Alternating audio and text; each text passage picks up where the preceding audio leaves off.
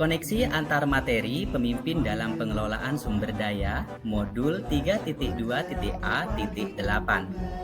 Seperti apa koneksi antar materinya? Berikut penjelasannya. Pada modul 3.2 kita mempelajari pertama, sekolah sebagai ekosistem. Kedua, pendekatan berbasis kekurangan atau masalah. Ketiga, pendekatan berbasis aset. Keempat, pengembangan komunitas berbasis aset. Dan kelima, 7 aset dalam komunitas. Pertama, sekolah sebagai ekosistem. Sekolah sebagai ekosistem sebuah bentuk interaksi dan saling mempengaruhi proses pembelajaran baik unsur yang hidup atau faktor biotik seperti kepala sekolah, guru, murid, wali murid, komite, dan masyarakat sekitar, serta unsur yang tak hidup atau faktor abiotik seperti sarana dan prasarana, serta keuangan. Kedua, pendekatan berbasis kekurangan atau masalah. Pada pendekatan ini memusatkan perhatian pada apa saja yang mengganggu, apa yang kurang serta apa yang tidak bekerja. Segala sesuatunya dilihat dengan cara pandang negatif. Ketiga, pendekatan berbasis aset atau asset based thinking. Ya, di pendekatan ini sebuah cara praktis menemukan dan mengenali hal positif dalam kehidupan dengan menggunakan amunisi atau kekuatan sebagai tumpuan berpikir. Memusatkan perhatian pada apa yang bekerja, menjadi inspirasi, menjadi amunisi potensi yang positif atau baik. Keempat, pendekatan komunitas berbasis aset.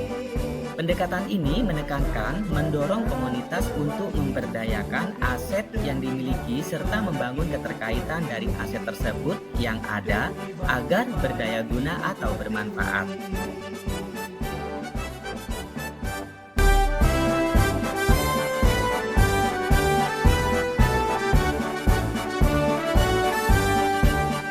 Bulatkan tekad, kuatkan hati, negeri ini memanggilmu kawan. Pengaruhnya pengelolaan aset yang tepat pada proses pembelajaran peserta didik. Sumber daya atau aset yang tepat saat dikelola akan berpengaruh positif atau baik dalam proses pembelajaran peserta didik.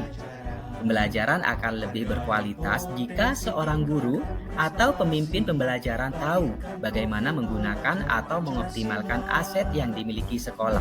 Seperti guru memberikan pembelajaran yang berpusat atau berpihak pada peserta didik sesuai bakat minat kodrat alam zaman.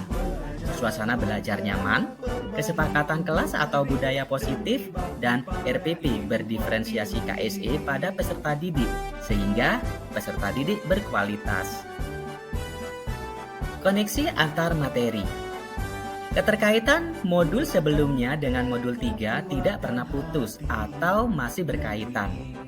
KHD menuntun skala kodrat yang ada pada peserta didik untuk mencapai kebahagiaan serta tertanam nilai dan peran guru penggerak. Pembelajaran berpihak kepada peserta didik, budaya positif, pembelajaran berdiferensi KSE, coaching, pengambilan keputusan sebagai pemimpin pembelajaran, serta pemimpin dalam mengelola sumber daya atau aset. Prakarsa perubahan, seperti menciptakan suasana kelas yang berpihak pada peserta didik, sementara 7 aset atau sumber daya dukung, modal manusia, modal sosial, modal fisik, modal lingkungan atau alam, modal finansial, modal politik, modal agama, dan budaya.